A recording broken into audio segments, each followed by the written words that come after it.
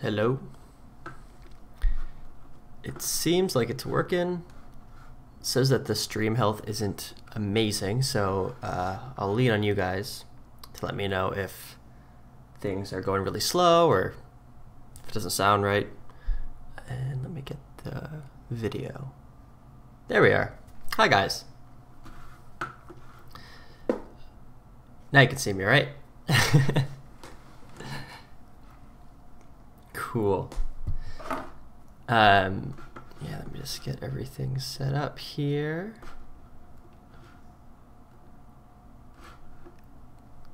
Right, so like I said, the computer's telling me like the stream quality is like so-so.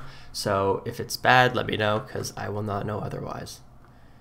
And I did get a new haircut. Yeah. I kind of space out my haircuts as long as I possibly can. So usually when I go in, I'm like, make it really short. That way I can wait several months before doing it again. Yep, that's me. But hi guys. So just so you guys know, Jake Bartlett's joining the stream at some point. I know he just has another podcast that he's recording for right now. So the man's pretty busy. But when he's finished, he's going to let me know, and then I'm going to patch in his audio. And we're just going to talk about, we're going to talk about kind of freelancing and also just the balance of personal projects and work and how to kind of find that balance. I know it's something, both him and I have a lot of projects on the go at one time. And him particularly, I think, will have some really interesting insight into that. So we'll do that probably where he's estimating around between 12:15 and 12:30. So until then, it's me. I'm going to keep drawing as I usually do, and you're free to ask me any questions you have, and I'll, draw whatever I want. But Jake is coming. He will be here.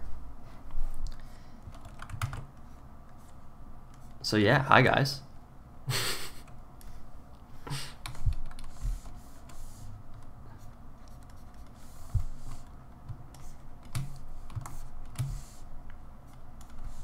And as you can see, I already kind of started just doodling, warming up.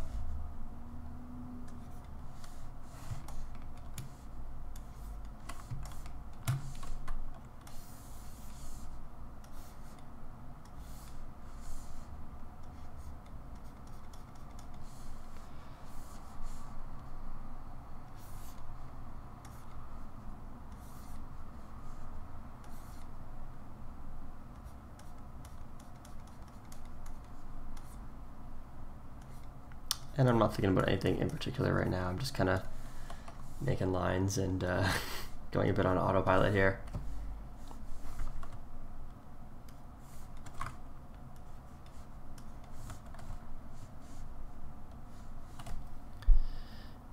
Are you into motion design? Yes, he lost his way to the computer. I do a little bit of motion, Gaurav. Not a crazy amount.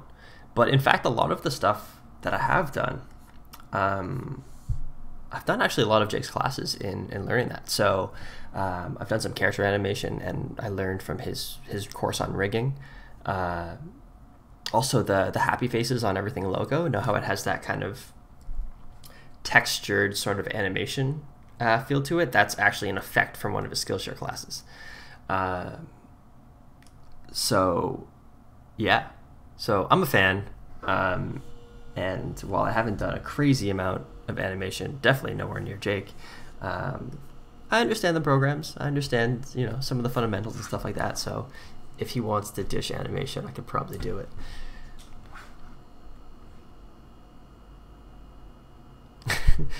I don't know how these characters remind you of Breath of the Wild, Tatiana. I think it is as you say, and you're maybe just a little consumed with it right now.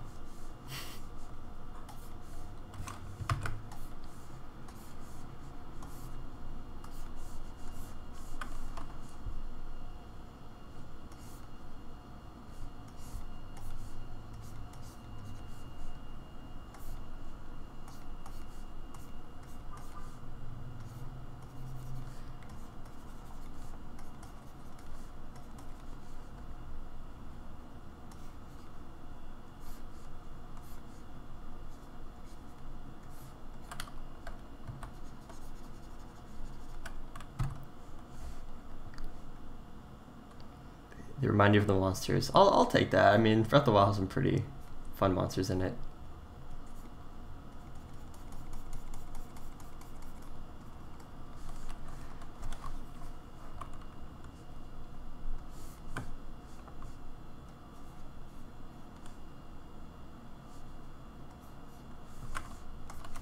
This is gonna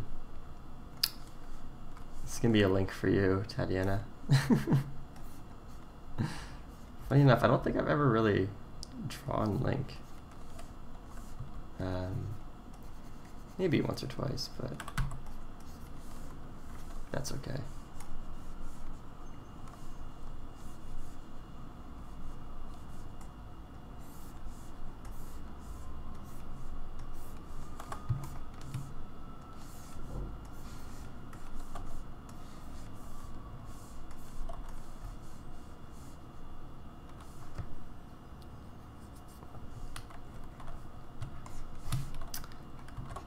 Just as I'm drawing away, if you guys have any questions or want me to draw anything in particular, yeah, just feel free to shout it out. That's kind of the way we usually do this. Right now I'm just kind of drawing random stuff, nothing too serious that it requires too much of my attention that I can't actually talk to you guys at the same time.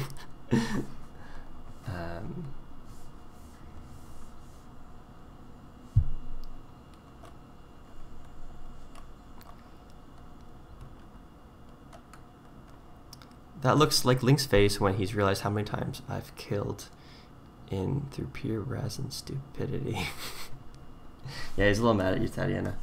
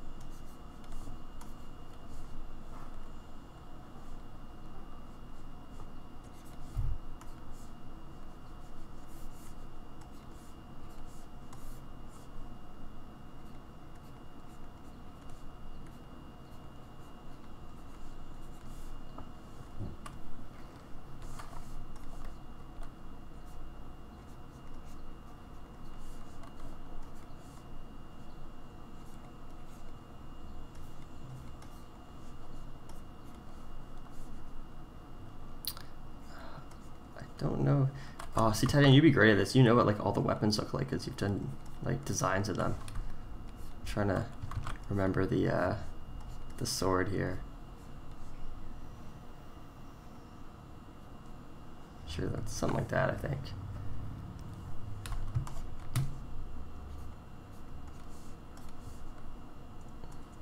And then that Hyrulean shield. I have no idea what that looks like. We'll just say that it has a Z on it for Zelda.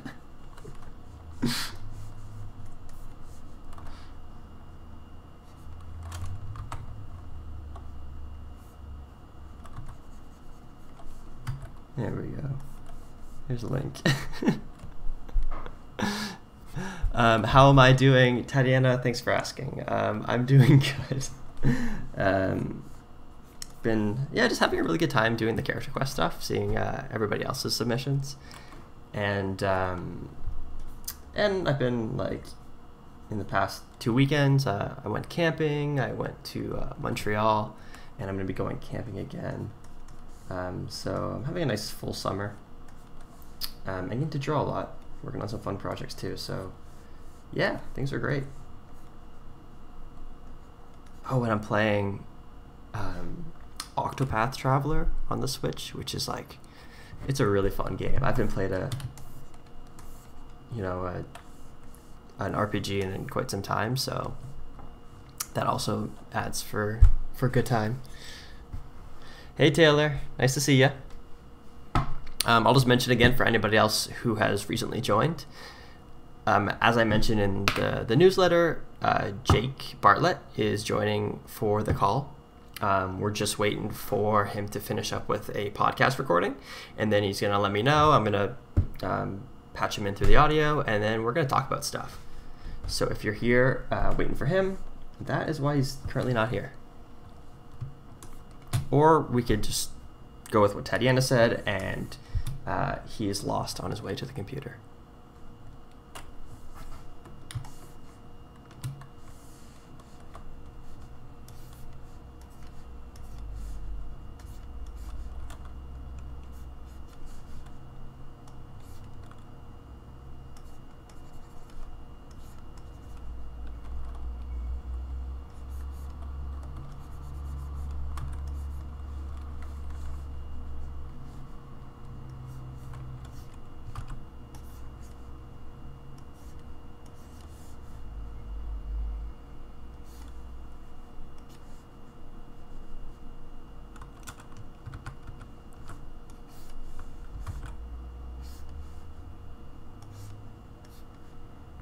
Wait a minute. Link has an earring, doesn't he?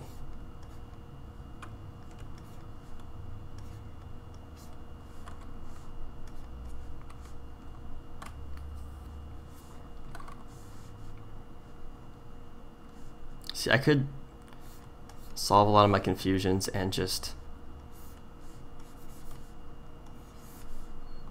go look at a picture of Link, but this is more fun trying to remember what he looks like.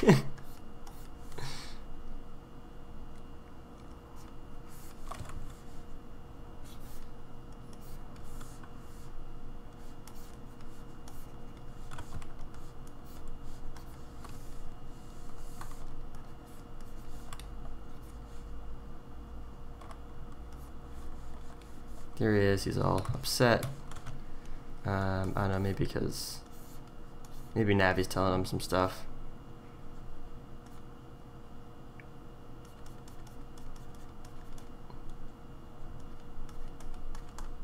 And he's like, I don't want to hear it, Navi. Shut up.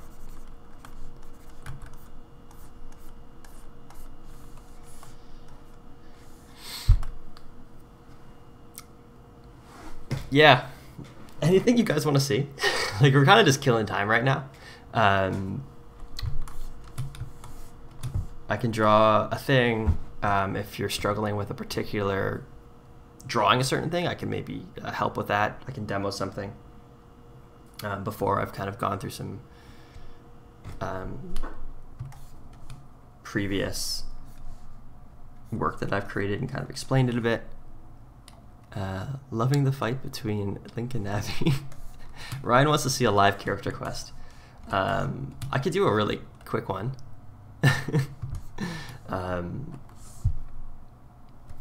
Somebody create a theme then.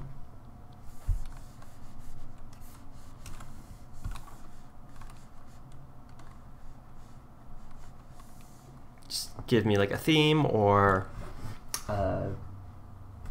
brief description or anything like that. A gardener, okay. Gardener, Tetris, and Crazy Lady. Let's do Crazy Lady Gardener.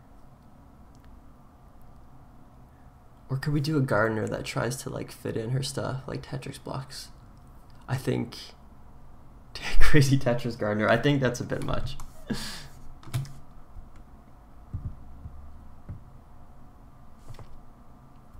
Unless I kind of okay. This might be really bad, but I'm gonna try it. I'm gonna try Crazy Tetris Gardener because I think I know how I can make it work. But we'll see here.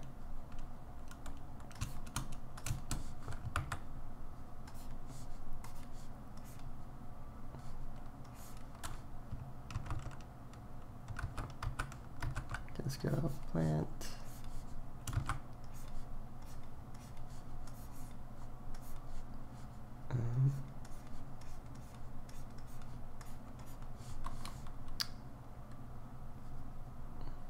And then we got another plant here.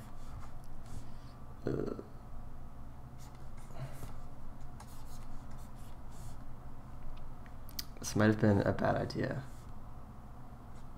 or a really good one.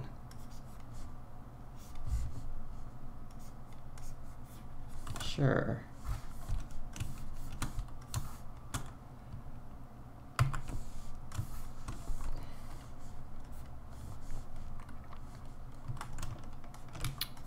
So what I'm thinking is, like, here are all like the blocks, like the plants are the Tetrix blocks. So like boxy plants. Let's see, this one can have thorns on it. This one can be like a bush. So it's kind of like she's playing Tetris. She's doing her, she's trying to make her garden into, you know, a nice, just want to make her garden nice and organized. Maybe she's a bit OCD with it.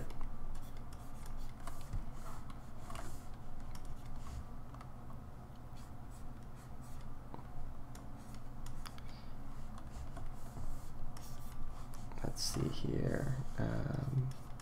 We can come back to the design of these plants later, that's fine.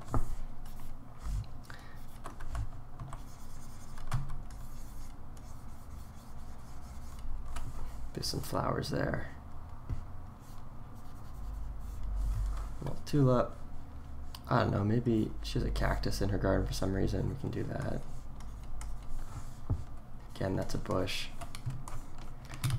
So let's just say that's her crappy little garden, that nothing in it looks like a plant right now.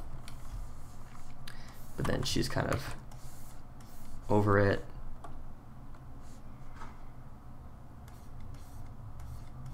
She's got but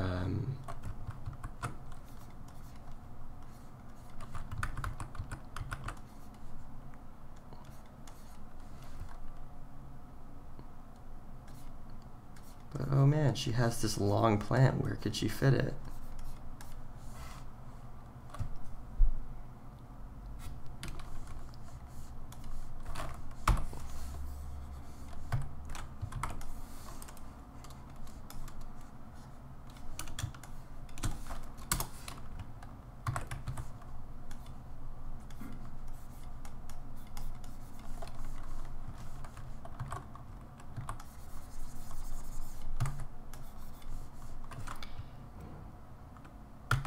What, well,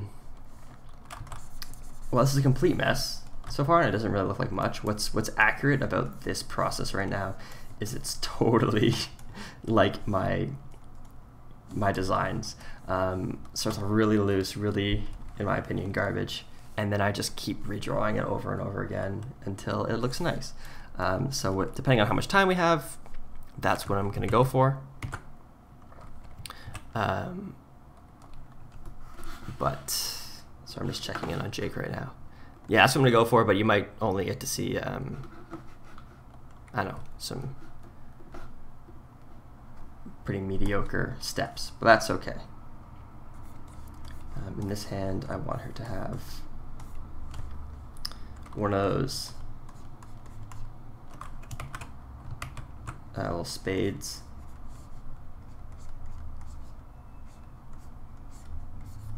It's another thing too that's different about this is that I also jump to reference a lot. So right here, I'm like, hey, I don't know if I've really drawn a spade before. I might go look at one of those quickly, or I might look at a bunch of different plants to find out some interesting designs that could work for Tetris blocks. And who knows, I might even find a what would you call it, a pose for the woman, like maybe find pictures of people bent over gardens.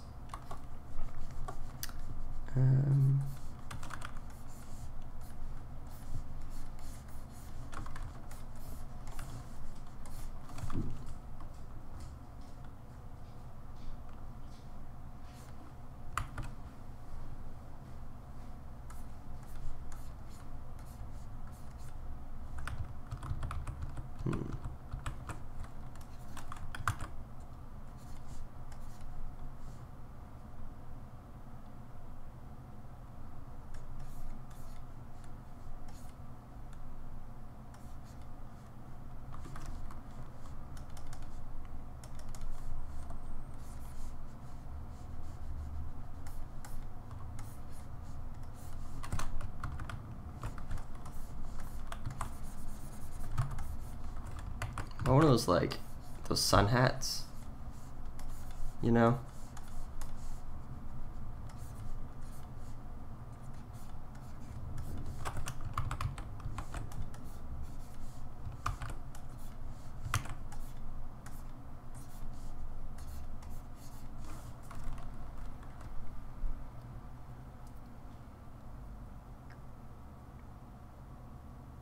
When drawing in Photoshop, I can't do it without smooth. I'm just too shaky. Is that something that comes with time, steadiness? Yeah, so smooth, and so you guys know what I'm talking about. It's this thing up here. It's kind of a crutch, so it makes things look really, really nice. I will use it from time to time when I need something, when I'm doing like final line work and I want it to look super, super smooth. And I think it's a helpful thing. They have it in Procreate too on the iPad. However, I think there's a lot to say about being able to do a smooth line on your own, because you don't always have the smoothing function. Maybe you're doing something traditionally, or maybe you're not using Photoshop or Procreate. And a good way to get better is, oh shit, Jake's here. I will finish this thought in a moment.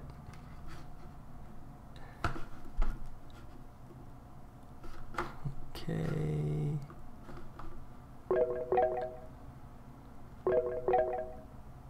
I'm just calling Jake. I feel like I ended on a cliffhanger there. Hey, Jake? Hello. Hey, man. Oh, I gotta mute the stream. That was really weird hearing all that echo. Sorry for that delay, everyone. I think I mean, you said it was going to be sometime before 12:30, and you're correct, so I think we're good. I'm also just going to give a moment for people to... Okay, yeah, someone said, hey, Jake, so I think we're good. Cool. Yeah, if everyone can hear me. I didn't mean to interrupt you, Hayden, on that awesome response you were giving just then. Yeah, sure, I'll just finish the thought. So what I was saying, guys, is that there is a smoothing function in Photoshop and Procreate that gives you smoother lines, and it looks really nice. And use it. Just use it sparingly, because yeah, it's really beneficial to learn to do a smooth line with just your hand. And actually, what I mean is to use just your arm. So anybody who's done like a more traditional drawing course, they'll teach you not so much to draw with your wrist, but to actually use like your whole arm, so to move from the shoulder. So that's where having like a big tablet like I have right here is pretty helpful. See if you guys can see this. So when I'm drawing, a lot of time, I'm not just doing this with my wrist, and this is the same with sketchbooks. I'm actually drawing lines like this. And it takes a while to get used to. It seems very strange, but if you can practice drawing from your shoulder and then drawing from your elbow as well, you'll get smoother lines.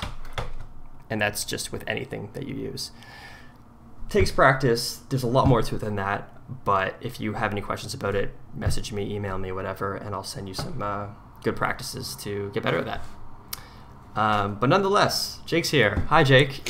Hi. Thanks for having me. Yeah, man. I was really happy that you're up for doing this.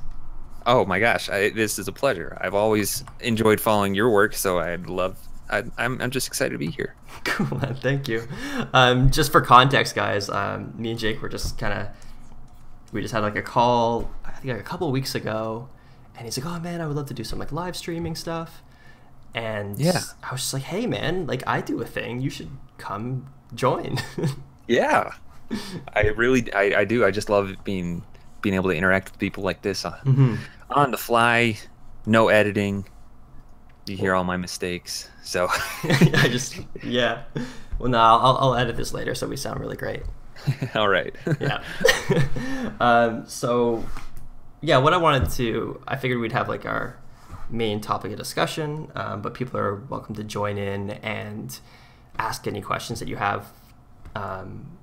But yeah, like just in the couple times that I've talked to you, you got a lot on the go, whether that's creating classes, creating courses for other sites like School of Motion, or client work or personal work. And so I think As someone who very easily gets overwhelmed when there's more than one project on at a time, I really wanted to, just get a sense of how you manage the balance between different kinds of work. Sure. Yeah. I've gone through, I think, a lot of different phases of my professional career because I started out working at a production company in LA, and I worked there for 5 years as a motion designer and editor. And then I went freelance a year after I started teaching on Skillshare, and saw that that could be a viable source of income. And so my main income was really coming from freelancing at that point. And then Skillshare was a kind of a slow build. Eventually that became equal amounts, like 50-50 between freelance and teaching. And I got my wife to teach as well. So we had two of these sources of incomes coming from Skillshare.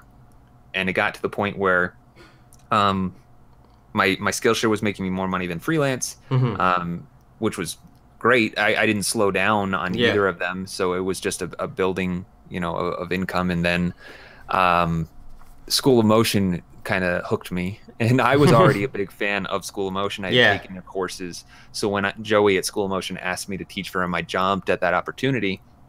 But the courses on his site are much, much more intense than anything on Skillshare, at least anything that I've made.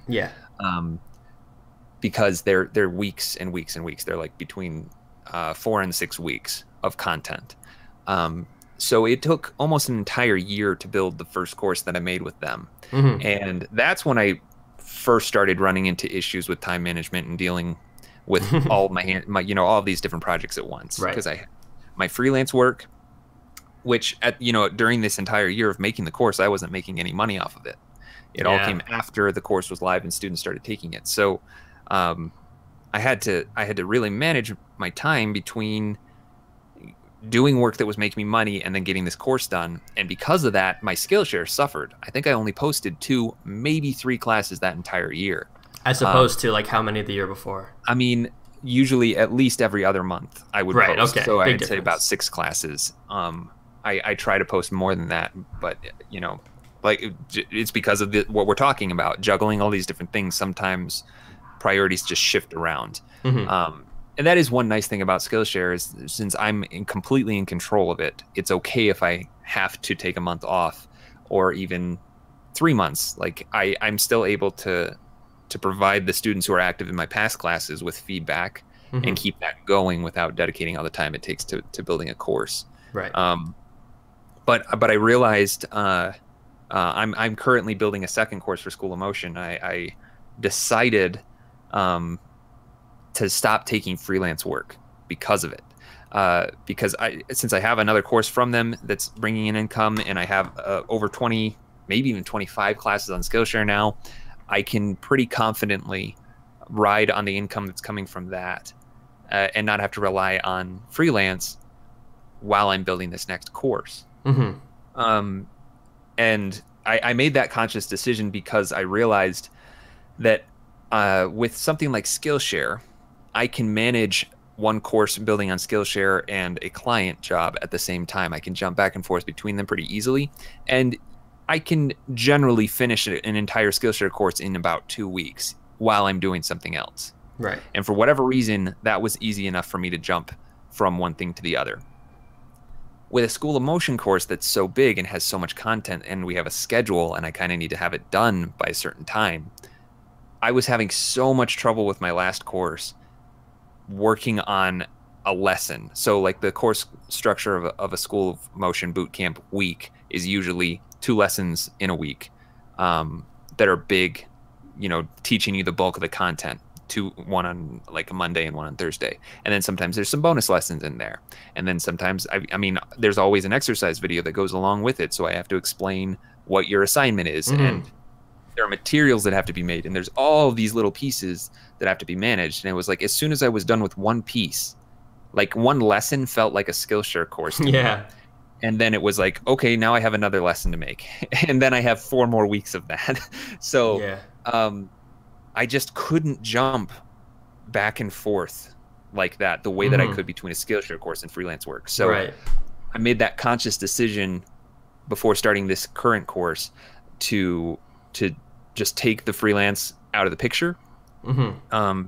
I was honest with my clients. I told them what was going on. I said, I'm building a course. It's going to take me months to make. I'm not going to be available. Yeah. And then my wife and I are expecting our next child at the end of October. So like just last week, I got an email from one of my most regular clients, and they're like, just curious what your schedule's like in the next few months. And I was honest with them again. I'm like, well, I'm wrapping this course at the end of August. Or mid-September, and then I have a baby due at the end of October, and I'm taking the rest of the year off. So Yeah. I might not be available till 2019. So I think it just came from experience, realizing what my limits were the hard way, and then being in the fortunate enough position to where I can say, okay, I'm not going to take freelance anymore because it is worth it. I'm able to live off of the residual income that I already have. Yeah. And the income that's going to be a result of this time that I'm putting in will be worth it. And I got to think that's it does sound that you have like some financial stability when it comes to your current School of Motion course, as well as your Skillshare income. But I feel like it's still got to be tough to have these regular clients coming to you with work. Oh, yeah. And you're like, I can't do it. My gosh. The hardest thing for me when I jumped into freelancing the first year was realizing that I can say no and how to say no. Mm-hmm.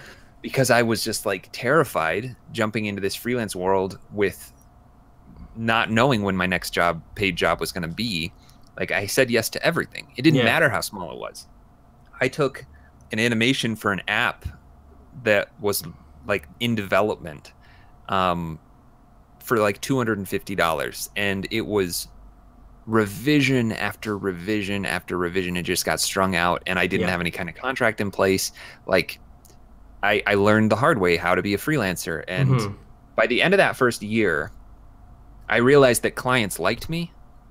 There were a couple of clients that had found me and were reusing me over and over again, and one of them in particular, the work wasn't glamorous at all. It was just easy, and it didn't have the greatest budgets, but it was enough to justify doing it if I didn't have anything else. Yes. But that client, he loved me more than any of the other people he worked with, and so he just got into the habit of not even asking me if I was available. He's just like, okay, the next job is this. Oh, I see. And I was like, at some point I had to get to the point build the confidence to say, well, I'm not available. Or, that's usually what I would say, when in reality it's like, no, I don't want to do that.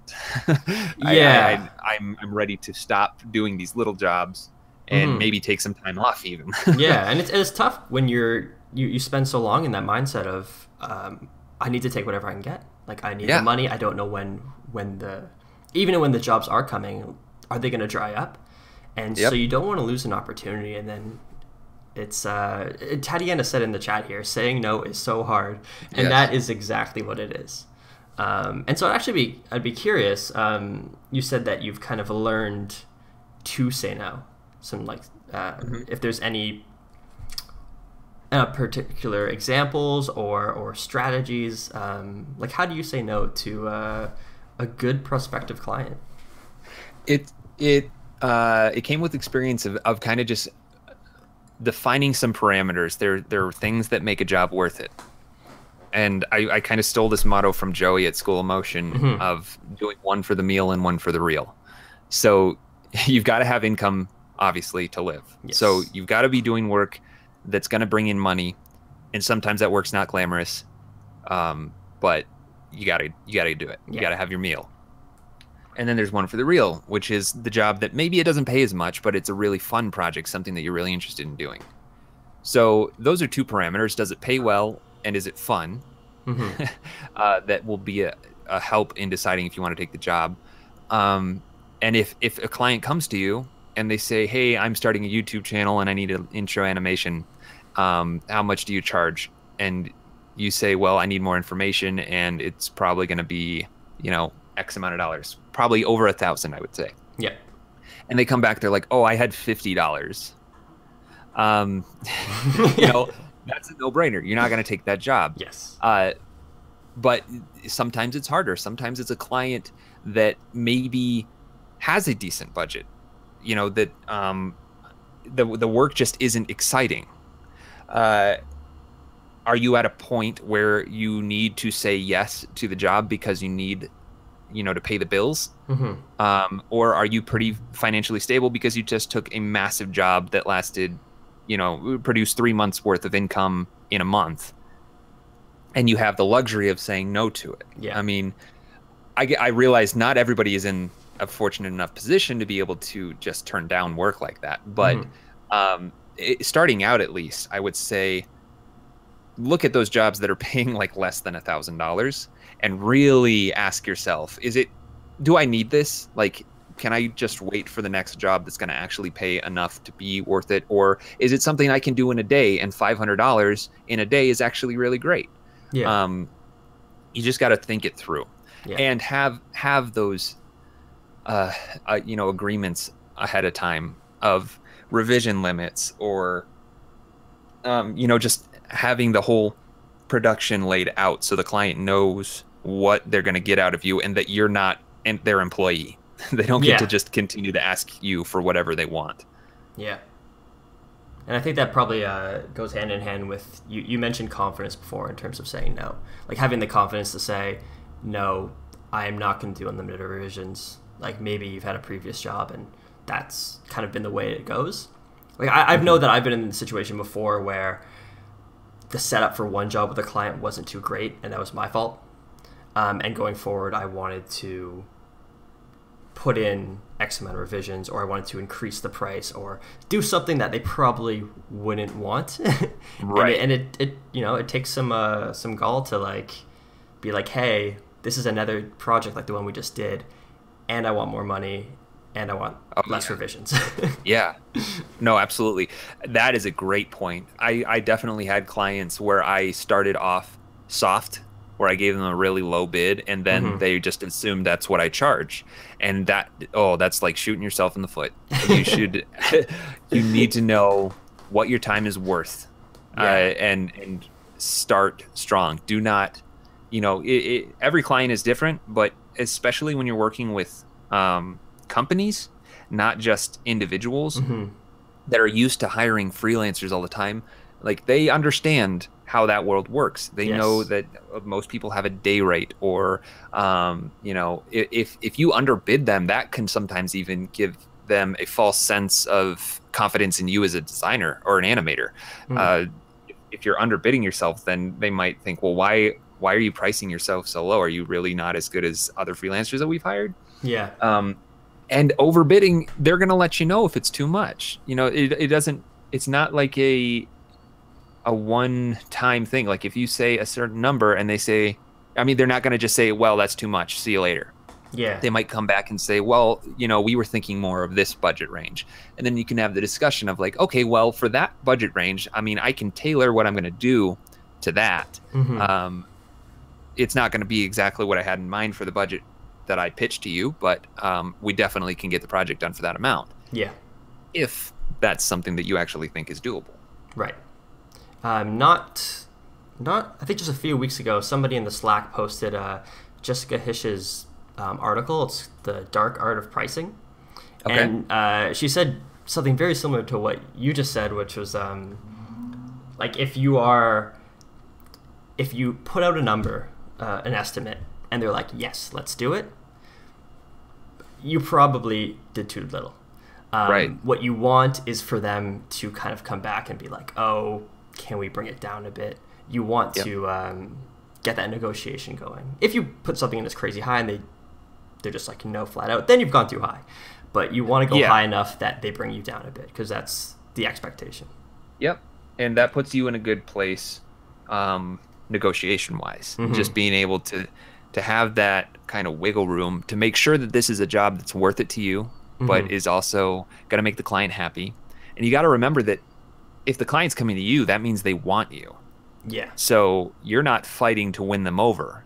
They're hoping that they can afford you, and they want to do whatever they can to get you to do the job. Well, so there's like two very different worlds there between, because when you've been doing freelance for a while, or you know, you've kind of made some sort of a name for yourself. You do have clients coming to you, and then you have that leverage. But when you're starting out, you're the ones going to the clients, and I think that's where it's very tempting to compete on price, because you're like, it's me versus several freelancers. They don't know who I am. There's no particular attachment to me, so I gotta go cheaper if I'm gonna get this job. I feel like it's a very different situation when, definitely, they're not coming to you. Absolutely. Yeah. And I was lucky enough to, over those 5 years of working at a production company, making connections with other producers. So that last year that I worked at that company, I was starting to do freelance on nights and weekends, and I brought those contacts over. So I had a little bit of a head start when I jumped into freelance of having those contacts. But again, I was just really fortunate that people found my reel. I never had to go searching for my own clients. They all came to me because of my reel. And it's not like I had a giant social media presence or anything. I think on YouTube at the time, my demo reel came up in the first list, the first page of results when you search for motion graphics demo reel. And a couple times I asked where the client found me, and they just said, "Oh, I saw your reel on Vimeo," or whatever. And so I got really lucky there. But I guess that's a testament to, like, put your work out there. Make sure that you've got your work visible, even if you don't have a following. Just make sure that you have it someplace that can be searching. So that hopefully the situation arises where people do come to you. Yeah, exactly. Cool. Just looking at the chat here. Tatiana saying that she really needed to hear this, and that we're the best. So that's great. You're to the hear. best, Tatiana. Yeah, Tatiana.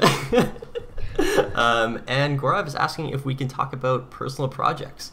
And I guess that was the point here. It's kind of freelance and personal. Do you have anything off the bat to say on that, or? Yeah, I mean, I'm making personal projects just to keep my creative juices flowing. Like, I want to obviously stay, sharpen my tools or whatever. I'm using so many metaphors. I just want to stay good. Yes. Yeah. I've been using Instagram as a way to do that. I really like the community of Instagram that's been building, and being able to communicate with people very quickly about stuff that I make, and being able to show my process of how I'm doing things. And obviously I'm a teacher, so like I have a YouTube channel now too, and I just love how all of these platforms are connected, and I'm able to make something very quickly that doesn't necessarily have to be for anything specific, and then post it to Instagram, and people still appreciate it. And it's fun for me because I get to explore new things. Like, most recently in my Instagram, I've been trying to do character designs, which I've never done. And so I think I did 4 or 5 of them in a row, and I really enjoyed that. And I did it in Procreate, so I was able to keep the time lapse, and then I recorded a time lapse of me animating it in After Effects. Just being able to see that process and post it is really, really fun.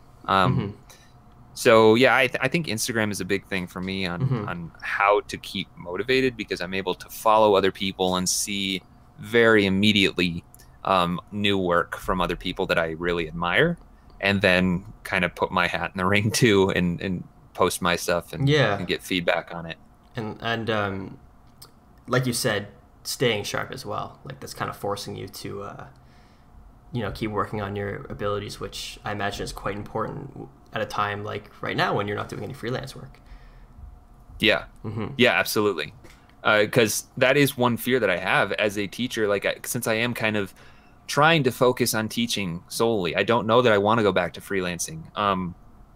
I have that fear of, what if I just stop being better? Like, what if I stop I understand working on actual client work and just start to drag my feet and get lazy, and I'm not pushing myself anymore.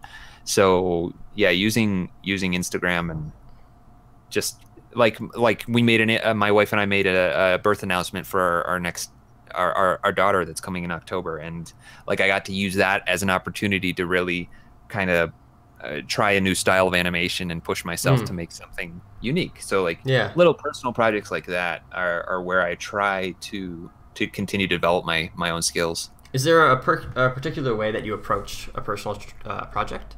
You mentioned that was an opportunity for you to try out a new style. Is that when you go into something, is that typically what you're doing, like trying something new, or? A lot of times, yeah, especially as a teacher, because most, if not all of my tutorials and Skillshare classes and everything come out of me just playing around with something and discovering something and realizing like, oh, like an example I can give you is a smoke effect that I made, and I made a tutorial for it. I was like, this is actually kind of looking pretty cool, and it's not that hard to make. This would make a great YouTube tutorial. Yeah. So then I spent like a week every day making a different example and trying to push that effect further and further. And then by the end of it, I had 5 examples, and I was like, okay, I can make a YouTube tutorial on this now, and then show 5 different ways to use it. And yeah, that was a new thing that just came out of me playing around and trying to come up with my own stuff. Yeah, that's, I mean, it's great that you hear that, because that's the exact same experience that I've had. Yeah. It's when I take the time to just to explore and try new things out that I come up with like the best class ideas. Like even my texture class to this day is still the most popular one, and that was me just messing around in Illustrator. Like I'm like, oh, I'll just do a little design every day. And I've had points in time where I've just focused on the teaching and not that experimentation, and I think my classes have really suffered from it. They're just not as inspired as when I'm actually out there. Sure. Yeah, that's really interesting. I never thought about it like that, but I can probably, I'm trying to think of a class like that.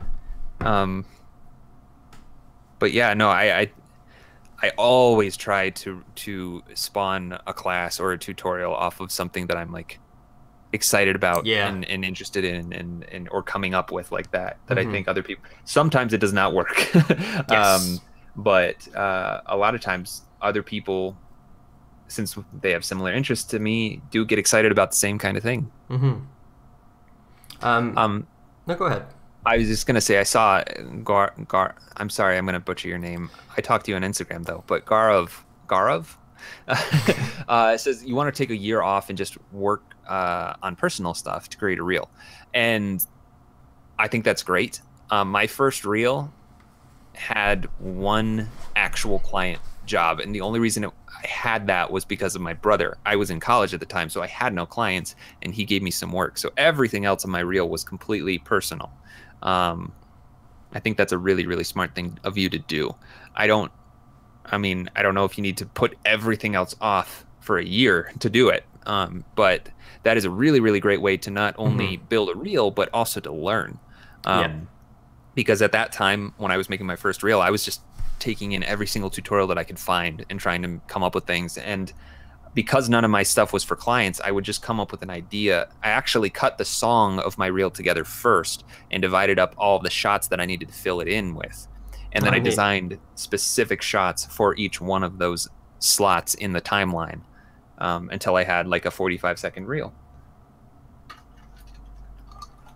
I think as somebody who took a year off to pursue a new line of work, for me, I was shifting from web design to illustration. I would add the caveat of make sure that you are not going to be starving, or like do it responsibly. Make sure you're taken care of. For me, it meant spending a year and a half saving up money and then living very minimally so I could do it. But I know that if I didn't do that, there's no way that it would have worked for me. Just by the pure amount of stress there would, like, you don't want to be on the clock stressing out, be like, oh, I really gotta figure this, I gotta figure this out. Like, you want to have the freedom just to play around, to explore, do some tutorials, make something that looks like crap. You kind of need that. Yeah, totally. Jenny is asking how to manage time between personal work and work. Ooh, good question. Well, when I was working at an actual day job, it pretty much came as stuff that I did on nights and weekends,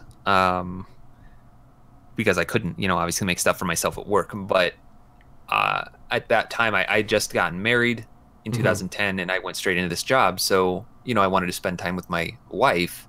It was a balance of a lot of time management. Fortunately, my wife is also a creative.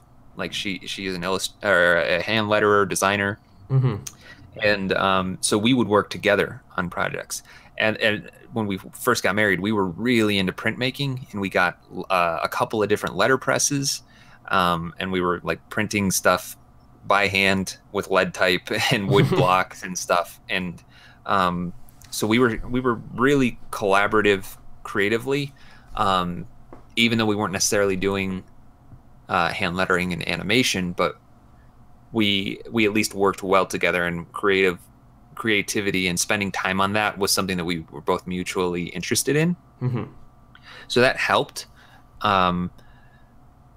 Managing time between the two, though, like I said, it's just like slotting out the time in the evenings and weekends if you're working at a day job. Just like if you play video games, it's like the same kind of thing. Like, maybe instead of playing Call of Duty, play or animate something.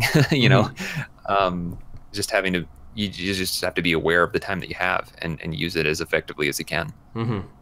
I think it's interesting because we might function differently in this regard, because like I've talked to you before, and you mentioned the same thing, that you just, like you said, weekends and evenings, like fill in the time that you have, do the personal work. Then that never worked too well for me, and to this day it doesn't work too well for me. The strategy that, and this is where I think, guys, you're different. You have to find out what works, like how you best operate. But what works for me is kind of doing 100% in one thing, 100% in the next, 100% in the next.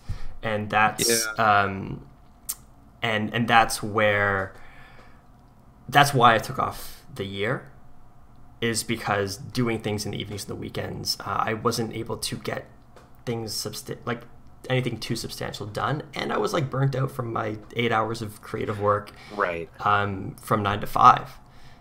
So every time, like what I currently do is, if I have a big freelance project coming up, I will either the closest I typically will not separate on any given day. I typically won't do like personal and freelance in the same day. I'll either be like a day for this, a day for that, or more ideally a week for this, a week for that. That's really smart. And that's just how I work. And that, I mean, that I think that's a harder thing to achieve when you might feel like you only have your weekends and your evenings available. Something that I once did, this is not related to like art or design or anything, but I really wanted to learn how to do a backflip one time. And so I negotiated with the contract I was working at to take every Friday off. And I didn't tell them what it was for, but every Friday I would go to like a gymnastics place and practice backflips. Wow. And that was my way of like, because I couldn't find the time to squeeze that in. So that was just my way of getting to, check off this bucket list item. So that's me. That's a great way to do it. And I guess I should say that ideally that is how I would prefer to work as well. As I've gotten older, and obviously I have a child, a toddler running around the house now, and another one on the way. I mean, the lifestyle that I've chosen is to be at home. I could go rent an office space and separate myself from my family all day, but that's not why I want to work from home. That's not why I want to be a freelancer. So I've kind of chosen the lifestyle of not allowing myself to even have the option to dedicate 100% of my day to one thing. It would only be if I was on a specific client job that had a deadline and it was like I procrastinated too much, or the money's too good to say no to kind of thing. Where I'm like, okay, for the next week or 2 weeks, I have to lock myself in the basement. I'm gonna be working from 9 to 5 or whatever. Otherwise, like when we need to get groceries, I like to go with my wife and my son to go get groceries, and that takes a good hour out of my day. So I kind of have to start compartmentalizing almost and like Mm-hmm. blocking off times of the day. Yeah. And I think we already talked about this on our own, but I'm most productive in the morning. Like as Yeah, me too. soon as I wake up and I have my coffee, I'm going. And it used to be that I would just start. I'd get the laptop out, I'd start answering Yeah. emails, I'd start looking for inspiration, I'd start thinking about what I want to do for the day. And then we had a child, and then things changed. The dynamic of the morning changed. And so now it's like by 9 a.m. I'm at my desk, and I think I'm still most productive in that first part of my workday, Mm-hmm. from 9 until around 12:30 for lunch, Yeah. and or noon, 11:30, something somewhere in there. But I'm most productive then, and then I'll take a little break for lunch, and I'll go back to work, and then I usually have another couple hours, and then I'll take a coffee break again in the afternoon with my wife, and then I'll finish off the day a couple hours. But it's like that first block of around 3 to 4 hours Yeah. is my productive time of the day. Yes. And I've, I could, like I said, I could lock myself down here and be more productive in a day, but the lifestyle that I want is more flexible. And Yeah. so my work day is kind of, it's nowhere near as productive as it could be, but that's what I want. I want to have those hours in the morning, a couple other blocks in the afternoon, and then I'll deal with that. Yeah, well, it just sounds like you recognizing like your life is not just about the work. Yeah. Yeah. Just yes to everything you're saying. Like I function the same way, and I think this is a good thing for like everybody listening is the time in which you do things in a day matters a great deal. Whether you're somebody who's most effective in the morning, like Jake or I, or you're someone that can crank out the best work at 3 a.m, you will have a peak time. And I think it's really important that you decide what on your plate is most important, and you give that time slot to that thing. For me, it's, like Jake said, it's when I first get up in the morning. For the next 3 or 4 hours, that is when I'm at my best. And that's when I will, if I have a really important client project, that's when I do that. Or if I'm working on a class, that's when I do that. If I try to do it in the evening, it usually suffers. I don't know, I get cranky or something. Like it's you really you have to know how you work. Yeah. And fix your schedule so that it matches up with it. Absolutely. And I think the creative people are pretty similar in the sense that breaking up the creative time that you're working is detrimental to the creative process. Right. Like when I was working at my day job, I needed like 4 hours of blocks of time. Like that's usually how my workday was: 4 hours in the morning, then 4 hours in the afternoon, with a lunch break in between. I was like, I need to work those 4 hours straight if I'm going to accomplish what I need to get accomplished today. And there were other people in the company that were like producers or assistants that didn't have that. They were constantly jumping from this client phone call to this meeting to, running to get this from the shop, and their workday was completely different. And I don't think they could understand why it was so difficult if they're like, hey, we got a truckload of something coming in, can you come help unload it? And it's like, well, like, sure, but like you're really derailing my creative process. Yes. Like, yeah. I know. Have you read the book Deep Work? I haven't. I think if Ryan is still in the chat, me and him were talking about it the other day, and it's exactly what you're saying. It's that to get like real, deep creative work done, you need these periods of time where you're not being distracted. These little insignificant interruptions, seemingly insignificant, like somebody messaged you on Slack or on your phone, or I don't know, you got to run to the store to pick up milk or something. Like they completely throw things off. And the book, it talks about Carl Jung, and he like built himself a tower in I think it was Sweden or Switzerland. He built himself a tower so he could lock himself away there. Only he had the key, and he could just think and write. And it's because he recognized that he needs that time. And like you said, we as creative people, we need that uninterrupted time. Yeah. Wow, that's awesome. I need to build a tower. You need to build a tower. We all need to build towers, guys. Yeah. You should actually see the pictures of this thing. Like, but he kept building, adding to it, and now it looks like a castle.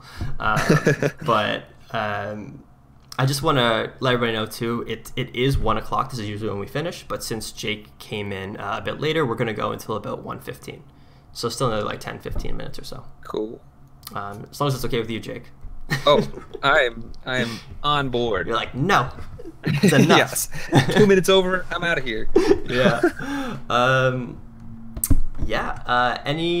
trying to like look through the chat, make sure we didn't miss anything here. Doing pretty good on getting stuff. Yeah. So what did I miss before I came in? What are you drawing here? This was okay. Character Quest. Yes. Yeah. So someone's like, hey, you should do. I think it was Ryan. You're saying do a character quest right now. So everybody spat out a bunch of words, and we decided to combine them. So it was Gardener, Tetris, and Crazy Lady. Oh, nice. And so that's what I was doing. I see all of those things. Good. It's done, guys. Maybe you should put a cat on her shoulder, Crazy Cat Lady. Yeah, we can do that. There's I love the pun. Jake of all trade or an expert, Guarov. Very funny. Jack of all trades. I mean, when I was working at that production company, I pretty much did 10 different jobs. That's why I was there for 5 years. Because at one point there were like 80 employees. By the time I left, there were 6, and I was one of them. Right. And I think it's because I knew how to edit, I knew how to do design, I knew how to animate. I could run cameras if they needed it. Yeah. So I just made myself as valuable as possible. What is your stance? This is something I love to talk to with creative people is how they feel about being a generalist versus a specialist. I've preferred being a generalist. I've never tried to be a specialist. But I just liked the opportunities that it gave me as being able to take different types of work, because when I was still freelancing, I had a client that sometimes they had animated projects and sometimes they had editing that had no graphics at all. And I enjoy motion graphics more, but I feel like it's much more involved than editing. And sometimes it was really, really nice to take an editing job that paid just as well as a motion graphics job, because I could slow down and kind of like take a break from the huge creative process that I usually do with animation, right? And just be like, okay, I just have to watch a bunch of interviews, cut out the best takes, and then cut it together nicely to music. So I like that aspect of being a generalist. I admire specialists, and I feel like in terms of the type of work that you can get, being a specialist can really be great for your career, and you can get hired at places who do amazing work for big recognizable companies because you are so good at that one thing, and they hire you for that one thing, and then they bring in other people who are really good at a different part of the process that probably a generalist would never be as good at that one thing. Yeah, a super team. So I guess if I ever were to try and do that, I would just be a little intimidated that I wouldn't be good enough, and that it'd be harder to find work. Oh, I see. Because it's a specific thing. Yeah, if you're like, I am only doing this thing, yeah, you're not as invested so far in that one thing that you would, be like top of the list. Yeah, I'd be afraid that other people would have, like, the people that I'd be trying to work for would already have a list of the specialists that they use, and they're like, we don't need another person, and clearly you're not as experienced. So yeah, that's fair. That's It's something that like I continue to change my mind on over and over again. Like regardless, I think having a general foundation in a lot of related things is like so helpful. Knowing, especially when it comes to design, illustration, motion, like knowing a bit of all these things is really, really helpful. Just in doing like jobs, like there's a lot of times when an illustration job will come in for me and I'm able to I don't know, give them some, like do some editing and do a little process video for them, or I'm able to design some extra elements around the illustration that kind of really enhance it, and they really appreciate it. It's like, oh, I'm getting more than I expected. the place where I'm still undecided is, I guess it's more of a personal thing, is like, do I want to just double down from now on in one direction, or do I want to continue to explore? And I think I get way too excited about so many different things that it would be hard for me to not do I agree. everything. Yeah. Because like I said, I'm trying to get more into illustration now, and it's like if I was focusing 100% on being an animator, I pretty much have to leave the design behind. Yes.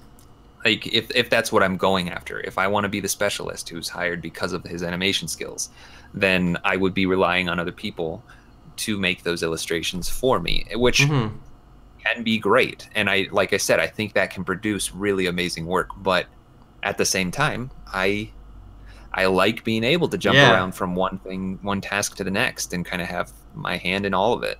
Yeah. And you know, at the end of the day, like, I would take it you're doing what you do because it's something that you love. And so I just say keep doing that. Like if what you love is to jump around to these different things, then if what you love to do is like double down on this one particular discipline or one particular style within a discipline, then go to town.